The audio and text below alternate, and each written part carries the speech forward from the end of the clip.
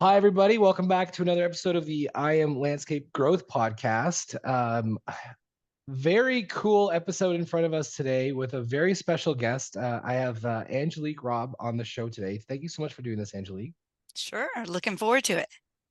Now, Angelique has a remarkable history in terms of how she's intertwined with the green industry, owning her own landscape business in Scotland while living in No, no, Louisiana. no, I have.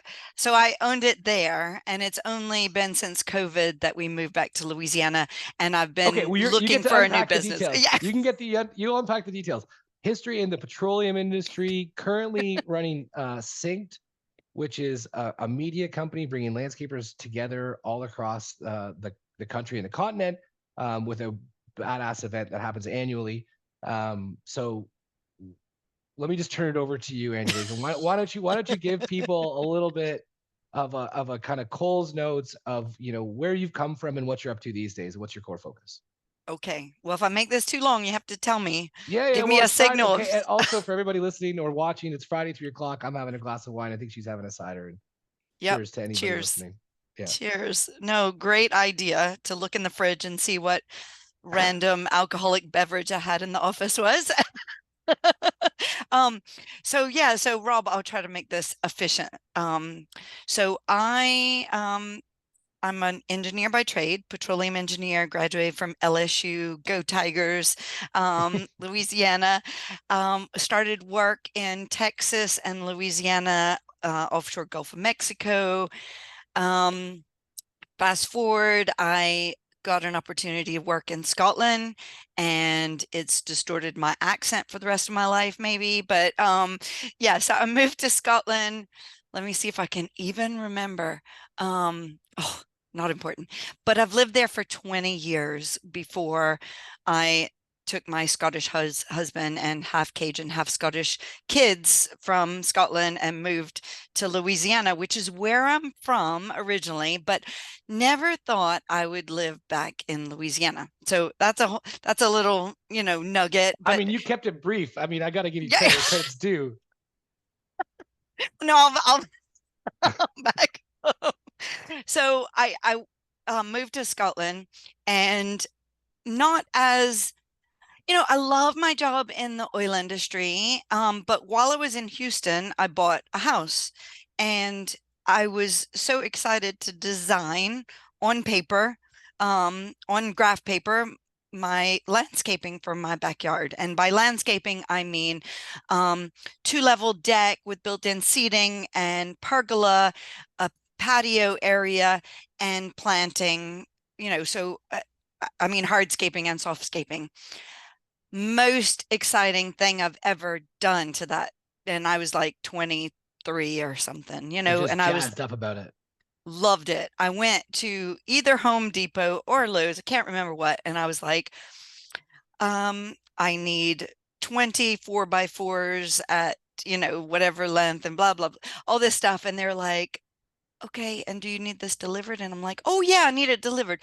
Oh, and I need a skill saw and a jigsaw and a, like, so yeah, kind of it was just a project on my own. And then it was just so exciting. But the first thing, it's like, okay, my cuts weren't good enough.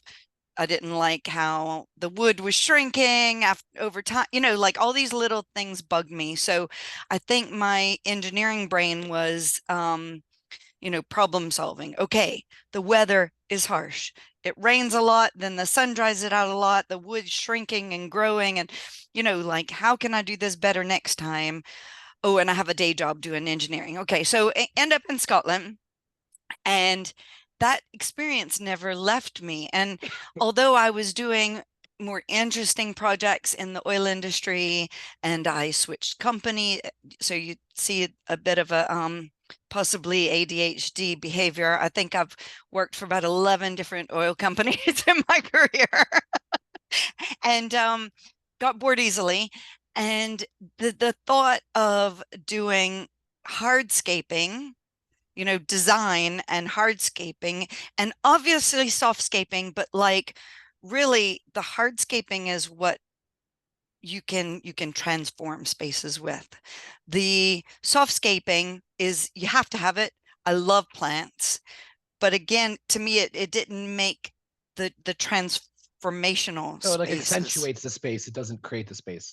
Yeah. And so I really, I couldn't get that out of my head. And I had a place that had a challenging backyard, and I did a design, and then I was like, well, I don't have time to build it myself. Because I need, I'm working a lot, I'm on call on the weekends. And I called a lot of landscape companies to come and give me a quote. And you'll recognize this. Anybody who, not everybody came to give me a quote. And then, the follow through wasn't there. And then, as we know what it's like, I mean, I know that you're swamped, when the weather's good. But I had one guy come out and he went, "Oh no, you don't want that. I can do you something much cheaper, and it'll be much better." And I was like, "No, I know what I I want." want this. And that day I was like, "Okay, screw it. I'm doing it myself." And I've been in love with the industry since. So, I did like there was a landscape design and build business owner that she taught design and construction. And I did a class with her. I did multiple classes with her, and I got like uh, some kind of degree or certification. I don't know what it was, but it was more about, am I serious about another career? Because I feel like you have to, it's fine to say, "Oh, I'm gonna go do this, I'm gonna go do that," and it be a whim, and you not understand the gravity of what you're doing and take it Right. seriously. So I did that. And then I did my first project when we were digging it up, and I was 8 months pregnant with my first kid. Checks out. Yeah. And but I was still working in the oil industry. So I still was doing that 3 days a week. And I started my own company where I was doing the design, doing the interaction with the client, and then subbing the work, but Build. Yeah. still on site, had my hands in every part of it, but just not physically doing the work because I didn't have the skill set to do it. Right. And knew I didn't have the skill set.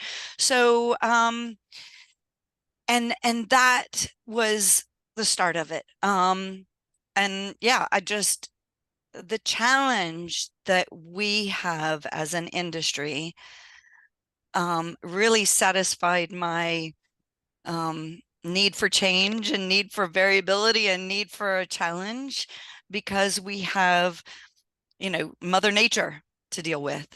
We Yeah. have lots of different Customers. personalities to deal Yeah. with. Yeah. In some cases the clients are the challenge. In some cases the contractors or the employees that's a challenge. Like the whole thing's a challenge. And it's like, I like the puzzle pieces of how to get it to work, and you end up with something aesthetically beautiful, Yeah. hopefully at the end, and um a product to show that people live with for a long time, and Yeah. Remarkably everybody learns satisfying, from. right? Yeah. Yeah. So the business is still operating today. It is. Now that's been a challenge in itself, because when my husband and I decided, my husband is Scottish, but he lived in the US more recently than I had. And he kept saying, life's too short to live in Scotland. I mean, I love Scotland, but more from a weather point of view, there's pros and cons everywhere you live. No doubt. But Scotland is pretty far north, and it's pretty wild Yeah. in the, well, all times of the year. We always say that, "Oh, look at these beautiful pictures. Look, when we were hiking here and camping here," and we're like, Yeah, but you can't actually see the wind howling in your ears and the fact that Yeah. you are about to be blown off the mountain. And Yeah, no one's ever heard of a Scottish tan. yeah, there aren't. It's more of a wind burn, really. Yeah, exactly. Um, so there are all these things that, obviously I have very fond memories. But you drink whiskey out the bottle because it's so flipping cold and you're trying to stay alive and while camping in the, with 2 inches of water in your tent and, all these great things. Sounds amazing. Yeah, So it's still over there. it's still over there. And I spent a year trying to work myself out of the company. Um, and really, and I did it. But then COVID hit like 5 months after us leaving. And my employees at the time did an amazing job, and they were like family to me. And how big was We the crew, just to give people a bit of a sense? we had, gosh, that's a good point. I think we had three companies that we subbed out. We had an electrical company that we had all the trades, but we had three regular landscape construction companies that we would use depending on what the job was. In-house, we had a horticulture install team of 2 to 3 people because we had part-time workers as well as full-time Yeah, of workers. course. Had a landscape architect and a couple others that were contract, so we could deal with those ebbs and flows Yeah, demand of the cycle. seasons. And I had an assistant that she really, I always said everybody needs a Jenny because she just really, I hired Kept her when I everything on the couldn't rails. afford, yeah, when I couldn't afford an assistant and it was like double what I wanted to pay, but she was like, I'm only working for this amount, and it was the best money I ever spent.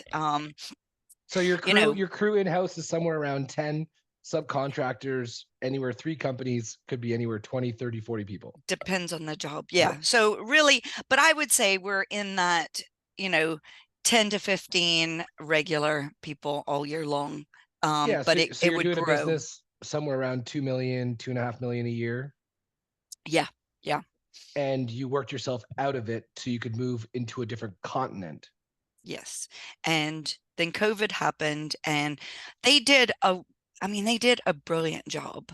Um, but it was really different from the US in that there were a lot more rules. You couldn't leave your house further than 5 miles, or you could get stopped by police and ticketed. The company could get fined. Yeah, You know, maybe, but they had no idea yeah, what they were yeah, doing. yeah. I got pulled over. So I'm in Ontario, right? It was Okay. like the most tyrannical of all the world in terms of whatever that shit was. Hey, I got pulled over by a police officer. Like, you're not allowed to be out here, sir. I have to give you a ticket. I was like, cool. What's the ticket for? No. I don't know, but I'm supposed to write you a ticket. I'm like, cool. You just tell me what it's for. You write the ticket up. No problem. I'll take the ticket. I'm going to work. Anyway, what an interesting time that was. It So was. And so, but then I had my so Jenny, who was doing an amazing job running the company. And I was like, look, how about I give you and Susanna the company and you take it? And they just got so burnt out. They were like, no, I'm done. Like they yeah, they really and so ended up in this situation where I was Zoom interviewing people. They stayed on until I got somebody else on, but again, I had to interview them remotely and kind of hand the company over to somebody I'd never met. And that only crazy. worked for a short time. And then um, it was one of these points where I could tell, okay, this is not working with that person. And he kind of resigned at the same time. He could see the writing on the wall. So we kind of went, okay, not working, found another person, and we've been in transition for a year now.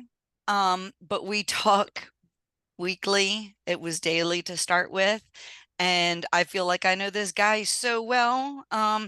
But again, And you've it's a never met. challenge, and we've never met in person. How crazy is that, eh? So he's now signed a contract to purchase the company, but we've said, okay, you're having to deal with a lot of shit from the last guy, you know, picking up the broken pieces, and fixing some jobs that weren't done well. You know, let's do like a 3-year handover so that, you know, he had never done the design part. He Right. had only, Done the bill. built, and he'd never installed softscaping either. So he's, as a company, he's learning how, and unfortunately, by the time he came in place, the other guy had, sorry, I don't know if I can say that, but pissed off everybody, so No, like whatever. I It is what had it is. a lot of Yeah. turnover. And so the previous guy had pissed off everybody, so they were slowly leaving, and so really we were starting afresh with Drew, and it's probably for the best because then he could pick people that he worked with. Well, he had 2 of his own crews, but he was adding the landscape design side, which if you don't understand that side, it is, you can't just add it and go, okay, we're going to do design. Right, right, right. It's a different type of Well, it's a person vision, that right? Like it goes, takes the yeah, mental capability to see something and bring it to life visually is a different skill set. it is. And I think that when we're used to a doer is not used to being a creative thinker always. And I feel like I've been able to put one foot in each camp just because of Because you're what I've done crazy. in the past and engineering. And then, like I've been able to do that, but I don't have the patience to do a design completely. And I'm more conceptual design, and I always needed somebody to Get it do over the the finish line. detail Yeah.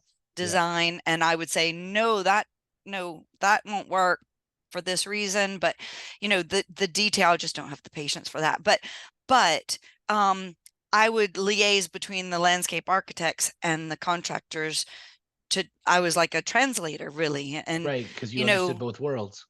yeah, and I didn't at first. I had to do designs for many years and work with different contractors, and they would say, "Well, how are we doing this?" And I'm like, "Oh, How I the never heck am I thought going of to that." build that?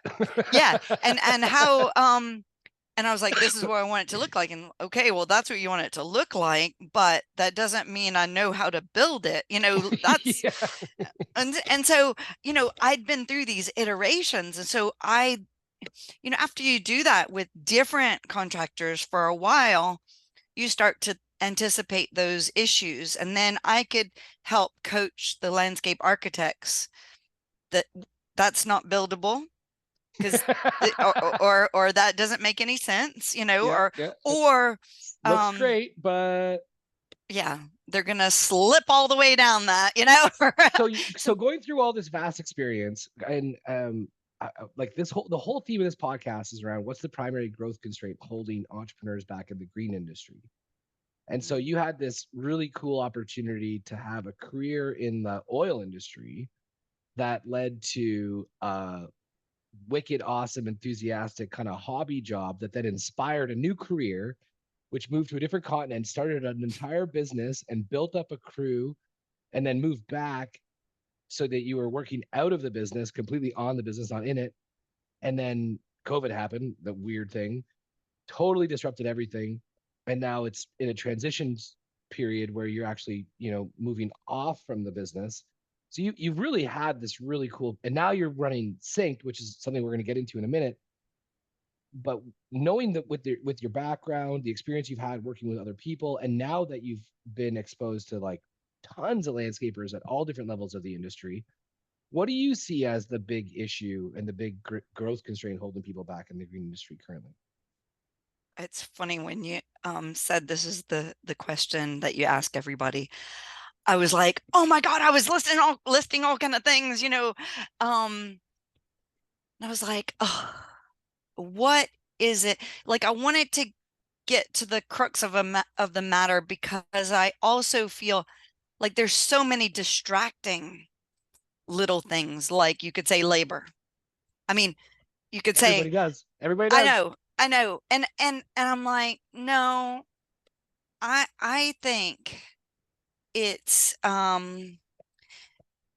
what I see that I feel like it's hard to see when you're in the business, but we as an industry don't have that. And again, I learned this in the oil industry, but it's more of a manufacturing thing, is the waste and rework that because we have such a challenging environment, we're outside. We I know, but never, like, I think this is a really interesting perspective. So, like, when you say waste and rework, sorry, I don't mean to interrupt. Keep going. that's okay. That's I'm okay. so pumped you're bringing this up. Well, because I think, it's like I said, this challenging environment that, like, when you're building a house, once it's watertight, you're golden. Yeah, You know, y- y- you're past all of these you're in a controlled unknowns. environment all of a sudden, right? Oh my The goodness, they have elements it aren't so playing. easy. Yeah, right, right. But like the fact that you go and you spend all this effort laying, and in the UK, the primary method of pavers is bonded and mortared. Not open grade and um you know just cemented edges and stuff like that. But you go and lay this and it looks beautiful. And And then the then snow hits and the ice after hits. 6 months, yeah, the freeze thaw and what, like, it's like dagger to the heart. Like, you know, the mortar pops up, or shrinks, cures, pops out. Then the pavers pop loose, and then, what kills me is, like, okay, to do this right, we have to lift the whole patio and rebond it and to because like you put one paver in and it's never going to be exactly right, especially if you're working with natural stone. Again, in Scotland, we worked with a lot more natural stone than I see here. So again, a little bit different perspective, but it really, really bugged me. Like, this is why I can't do any landscape construction myself, because I know I can't do it to my own standards. Like, I have, Great. Like, you like, need to hire somebody who's done this a lot, messed up, yeah, and knows what yeah. the F they're doing. Yeah. But like, I don't think we, and I'm saying we because this is the size of company that I've had, and also I know the stats in the industry in the US is, now I don't know if this is North America or US. I should clarify that with when I'm talking to Canadian fellows. Oh, you're fine. You're good. Whatever. No, but I'd like to know the difference too.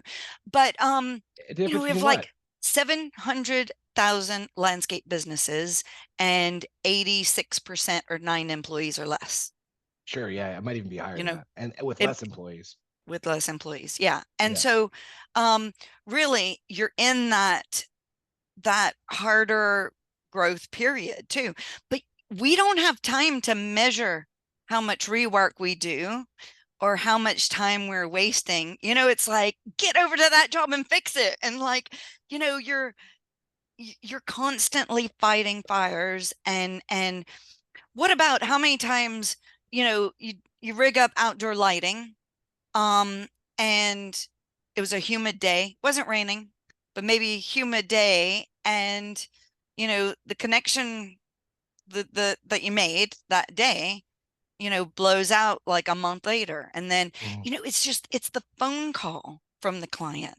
And it's, even if it's not the business owner taking that call, it's like measuring the minutes that you're dealing with the whole logistics Well, around and that. You're calling I the think electrician. to your point though, like, those little issues, quote unquote, for people that the watching, just listening, um, are seemingly insignificant on a case by case basis. Yeah. But I But think it's huge as you in our scale, it industry. becomes even a bigger problem. And if you think about, you know, the amount of free work that's done, Yeah. let's say Well, let's say this you're say you're a $2 million rework is free business. work. Yeah, exactly. And if it's $100,000 of, if you check every minute of, the answering of the calls, to the loading of the vehicles, to the dispatching of the resources, to doing the work, to coming back and making sure it's all good. If it's 50 grand a year or $100,000 a year in free work, I mean, that's bottom line money gone. Mm-hmm. It's a big Because deal.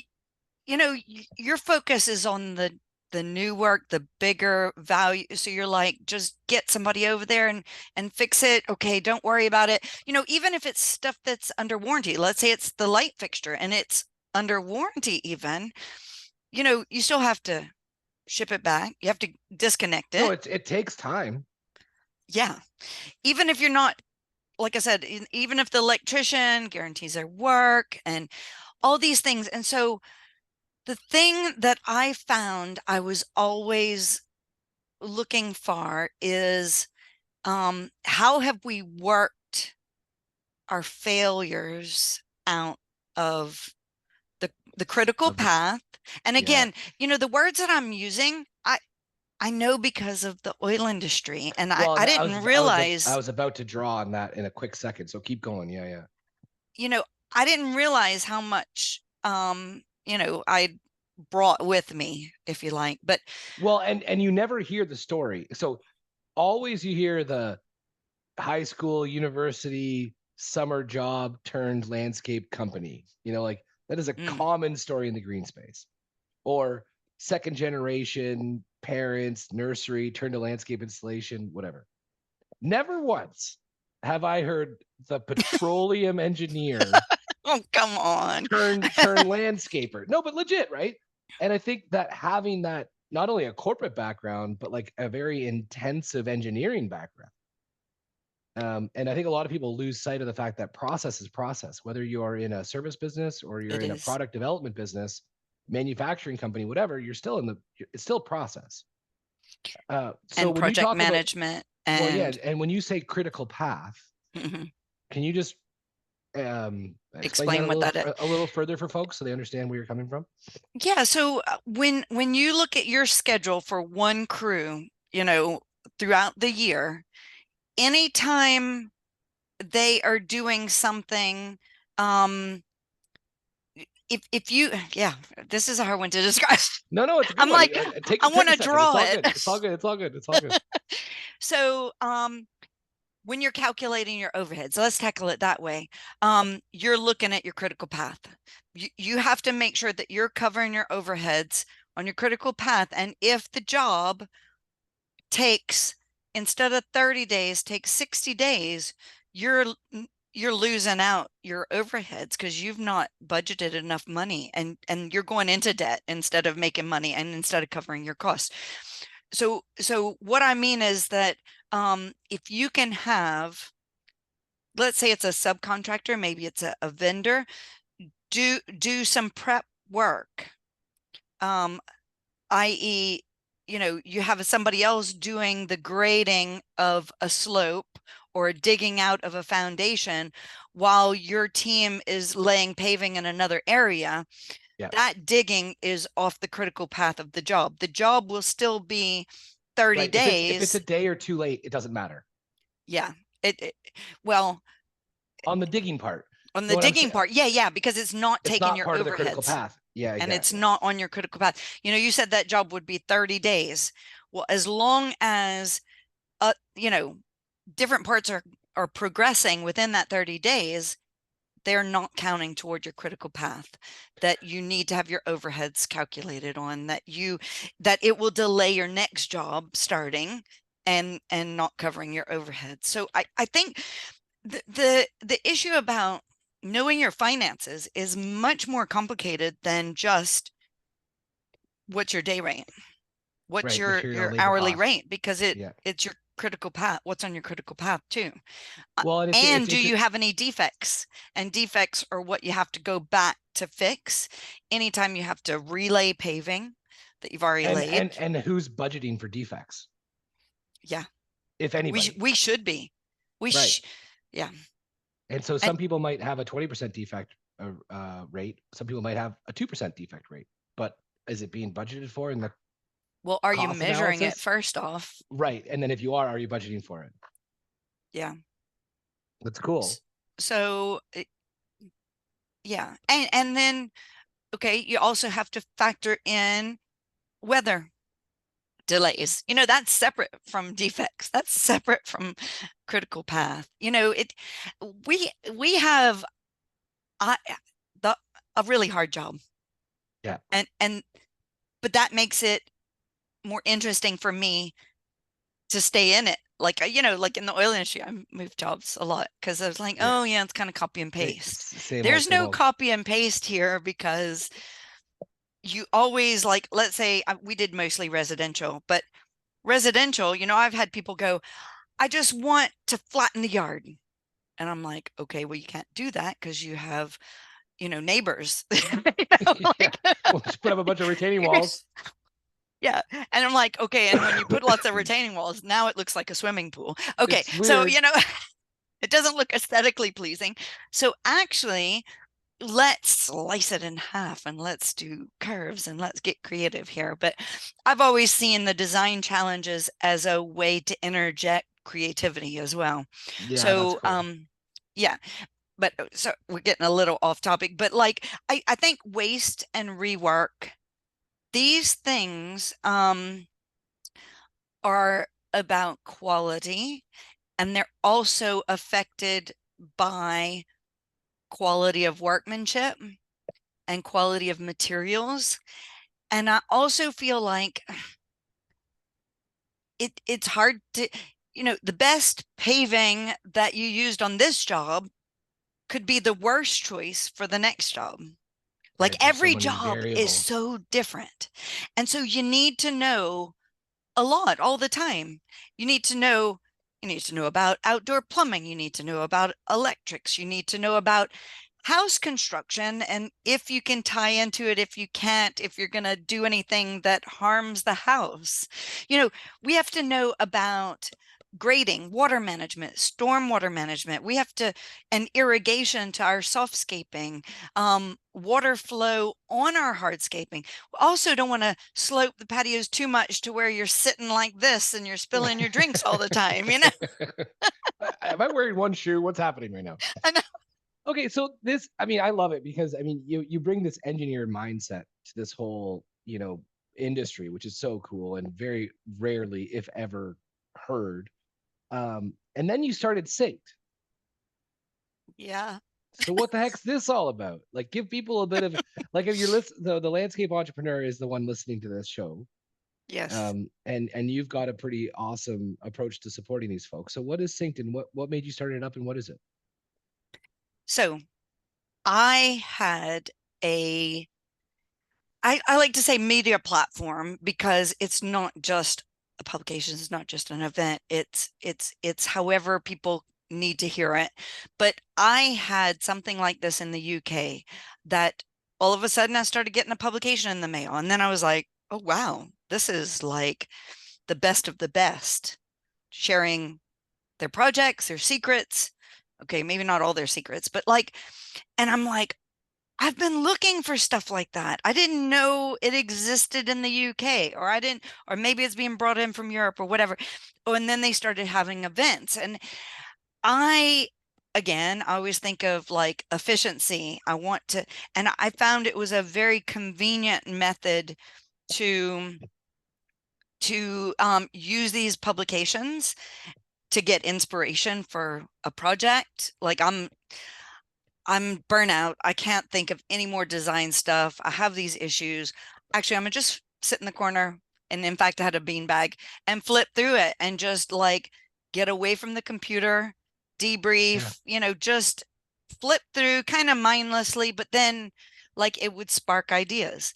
cool. Um, so I used it for that, but I also used it for like newer products, less maintenance, higher quality. And it was actually their idea, the company in the UK. When they found out that I was, and I've met them at like award ceremonies and stuff because we had won some national awards in the UK. And so I had met them at these kind of events. And when I mentioned, oh, we're moving to the States in a year, but it's a secret because we're not telling our kids because they're gonna cry. So like, Right. Just you keep it on know, the down low. Yeah. um, you know, and they were like, we've always wanted to launch in the US. Will you launch our magazine and event? And I was like, that's a funny thing. Like, I don't know anything about doing that. Right. Okay. Well, and I said, I have enough on my plate. We have this year of prepping the company, prepping our house, doing all this stuff, lying to our kids. You know, we don't even know what state we're going to move to. Like, we haven't figured that out. You know, it'll be fine, but I'll talk to you later. And they just kept, hey, you know, want to talk about it yet? And I was like, not yet, not yet. Well, we moved in the fall of 2019, and it was an emotional move for the kids. Because How old were they Scott, at the time? they were 8 and 11, Okay. and um we lived in the country. They went to country school. Like, some of the kids got dropped off in tractors, you know, but Scottish rural Scotland is very shy. So I mean, I'm I'm an introvert who's extroverted, and people thought I was like the most extroverted person. Like, Who's this crazy lady? no. And but then you come to Louisiana and you realize that I'm not as extroverted as most people where I'm from, you know. So the kids got a real culture shock. And I so you know, I was like, okay, my husband and I talked about it. I went to some nursery and landscape events in the South once we moved here. I was like, okay, you know, everybody's saying, wow, this is a really good idea. Connecting, you know, a platform, whatever you're doing, you know, publication and event is what we started with, that connects design, construction, horticulture, and ongoing maintenance under one umbrella. And everybody said, oh, yeah, because this other group never talks to us and that other group never talks to them. And, blah, blah, blah, you know, and it could make our lives easier if we could communicate. And it sounded like it used to be that way. And, you know, the industry maybe, and I think I saw this in the oil industry. You would need technical strength in your disciplines. Landscape Right. architects have to have that Yeah. discipline strength. 100%. Construction, you know, horticulture, all these things. But you also had that umbrella or that red thread through all the disciplines that made you understand where everybody's coming from. Because So that you otherwise can you work have together. different objectives and different drivers, and you can just get out of whack. Otherwise, you And have a sphere for a house. yeah. Well, I don't know. Well, yeah, that's a whole nother conversation. No. How do you mow a sphere? Yeah. But so, and I was like, okay, everybody seems really, you know, oh, this is maybe something that I should do. So I went to London and spent a couple weeks there with that team just to understand how they run their business, so I could see how to do it in the US. And then I registered the company, and the next day COVID hit. Oh, for an event-based print publication. And 2020 was going to be the year that I go to all the landscape conferences and learn about the industry. So when And it was was like, when was your first show then? we had our first show. I launched the publication in 2021, Yeah. only in the southeast of the US in 13 states. And we had our first show in early 2022. I think it was March, actually, So the 2022. 2025 show is number 3. It is, yeah. Amazing. And so if someone's listening to this, why would they go and how can they sign up? So we have a website. Our main website is synked, SYNKD.io, short for synchronized, because we want to get all of the sectors, the disciplines in the industry on the same path, footpath or whatever. But we also want to offer them solutions that have worked for other people. And often there are solutions that are working for people, but they don't have a path to be talked about because they involve all the different disciplines. and again, in a sustainable way. Like, how can we do things better, but also more sustainable and also financially viable, Yeah, and the that's a big companies deal. make money on it and it not cause more work and more cost and then nobody wants it. Right. So it takes a multidisciplinary approach to solve bigger problems. And And so so I when is your event? oh, it's January 14th through 16th, 2025 in Atlanta, Georgia. And we are bringing a lot of different disciplines together in a curated trade show, and Intrigue Media are one of those people that are coming. And I'm so excited to meet you guys in person. Well, I'm gonna meet Yeah, you we're in pumped. person We're before pumped. that. I mean, Yeah, we're obviously pumped to be part of it. And you know what? I think what you're to your point though, they a lot of associations put on shows and they're great. And I'm not trying to say anything otherwise, but the they're idea of needed. trying, yeah, 100%. And but the idea of putting this thread through the disciplines so that people start speaking to each other more and understand where they're coming from. I mean, that can make any type of firm more efficient, if anything, better equipped to handle the challenges of customers and organizational dynamics. I think it's amazing. It should be a step change. Now, again, what I'm dependent on, and I've gotten support from this from the beginning, not grown as much as I want. I've not gotten as much feedback as I want, but like the people that get it are like, "Oh my goodness." The this is powerful, and I want to be a part of it. I want to learn from everybody. I want to do more with you. And that's what I love. And I want us together, because I can't do it without everybody being involved. I don't have all the answers. Right. Nobody in my team has all the answers, but we're like the facilitators of getting the answers.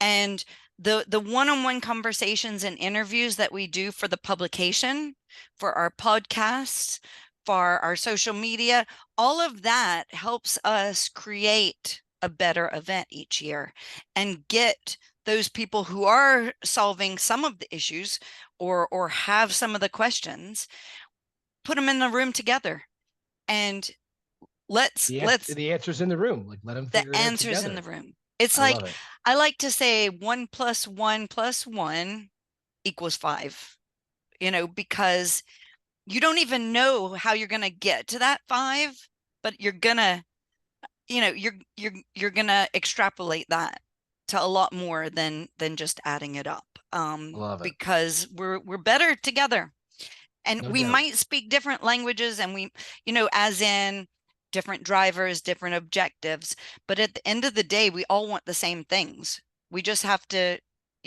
have that ability to be in the same room together. Love it. So if someone wants to come to the show, what do they do? They buy tickets on our website, so sync.io, and then we have an event tab. Buy tickets there. We have discounts if you have more than, I think it's more than three, or three or more, there's a discount level. More than six or more, there's a discount level. We also have some VIP events that they can go to. They're expensive. What's an expensive dinner, which is why I have to charge for that. But like, and we have a business leader, a coaching session. We have a tour of High Grove Partners. Epic. So we have other add-ons. We also have a construction project that we're going to do the day after the event. And I'm still working on a lot of the details with Take It Outside. They're a nonprofit out of Atlanta, made up of landscape professionals that donate their time. No cost Awesome. to join, but they donate time. And we're going to do a therapy garden for an addiction recovery campus. And Epic. we're getting materials donated. And I'm every time I get some materials donated, I'm kind of tweaking the design so that we can, like, we got some walling donated from Piedmont Precast, who will be at our event as well. And they are donating 200 square feet. Yeah, square feet of their Grand Ledge walling, because we need a Epic. retaining wall. Yeah, yeah. And so I'm like, ooh, okay, that can't do as much of a curve as I've drawn. So I have to like rejig the design, and so we're getting donations, we're piecing it together, and then we're going to Not to have mention the more. fact that you're also doing this in Atlanta, and I don't know if you know about this, anybody listening, but like I think one of the best places in the whole world, like for food, is Atlanta. Oh, cool. Well, I'm Georgia in just got. Louisiana, so I think I our know where food is you. pretty good. Well, I'm gonna have to come visit. I mean, you got the Cajuns, right? So, Yeah. do you know the history about Canada and Cajuns? Yes, I do.